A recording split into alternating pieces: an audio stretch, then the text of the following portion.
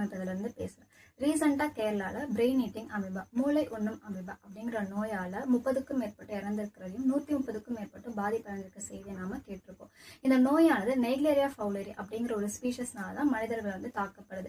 இந்த ஸ்பீஷஸ் வந்து அசுத்தமான நீர்நிலைகள்லயும் சுத்திகரிக்கப்படாத நீர்நிலைகளும் தான் வந்து வாழ்ந்துட்டு வருது. இந்த நீர்நிலைகளை நம்ம குளிக்கிறதுனாலயும் நீச்சல் மூலியமாவும் அந்த ஸ்பீஷஸ் வந்து நம்ம மூக்கு வழியா சென்று மூளை அடைந்து இன்ஃப்ளமேஷன் அப்படின்ற கண்டிஷனுக்கு போயிட்டு பிரைமரி மெனிஞ்சோ என்செஃபாலிட்டிஸ் அப்படின்ற கண்டிஷன் நமக்கு காஸ் பண்ணுது.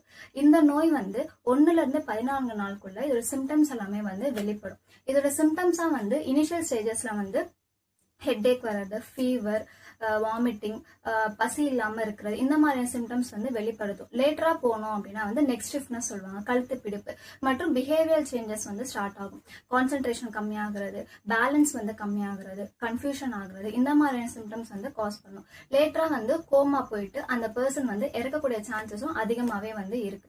இந்த டிசீஸ் ஆனது எப்படி ஸ்ப்ரெட் ஆகும் அப்படின்னு நம்ம பார்த்தோம்னா, அந்த அசுத்தமான நீரை வந்து குடிக்கிறதுனாலயோ இல்ல அந்த அஃபெக்ட் ஆன பர்சனோட நம்ம வந்து இருக்கிறதுனாலயோ இந்த டிசீஸ் வந்து ஸ்ப்ரெட் ஆகாது. அந்த நீர் வந்து நம்ம மூக்கு வழியா சென்றா மட்டும்தான் வந்து இது வந்து நம்மள வந்து பாதிப்படைய செய்யுது. இந்த டிசீஸ் நம்ம எப்படி வந்து டயக்னோஸ் பண்ணலாம் அப்படின்னா, தலைவலி இருக்கிற பட்சத்துல எம்ஆர்ஐ ஸ்கேன் எடுத்து பார்க்கும்போது பிரெயின்ல இருக்கக்கூடிய அந்த இன்ஃப்ளமேஷன் ஸ்டேஜஸ் நமக்கு வந்து தெரியும். அதுவே வந்து சிஎஸ்எஃப் ஃப்ளூயிட் சொல்லக்கூடிய பெருமூளை தண்டுவட திரவம் அப்படின்னு சொல்லுவாங்க. அந்த நீர் நம்ம எடுத்து சோதிக்கும் போது அந்த டிசீஸ் நம்ம வந்து கண்டறியப்படுறோம்.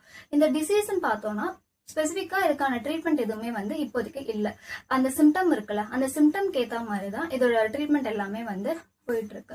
சோ அதனால ப்ரிவென்ஷன் தான் வந்து டிசீஸ்க்கு வந்து ரொம்ப முக்கியமா இருக்குன்றது நம்ம வந்து பார்க்க வேண்டிய விஷயமா இருக்கு.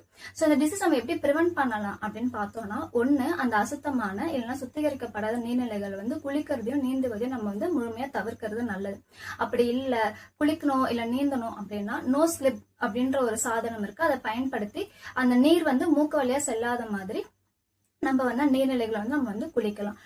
ஸ்விம்மிங் பூல்ல இப்ப நம்ம நீந்துறோம் அப்படின்னா அந்த ஸ்விம்மிங் பூல் வந்து குளோரினேட்டடா இருக்கா அப்படின்றத வந்து செக் பண்றது மூலமாவும் அந்த தண்ணீரை வந்து தினசரி வந்து ரீசைக்ளிங் பண்றாங்களா அப்படின்றத நம்ம வந்து பார்க்கக்கூடிய ஒரு விஷயமா இருக்கு.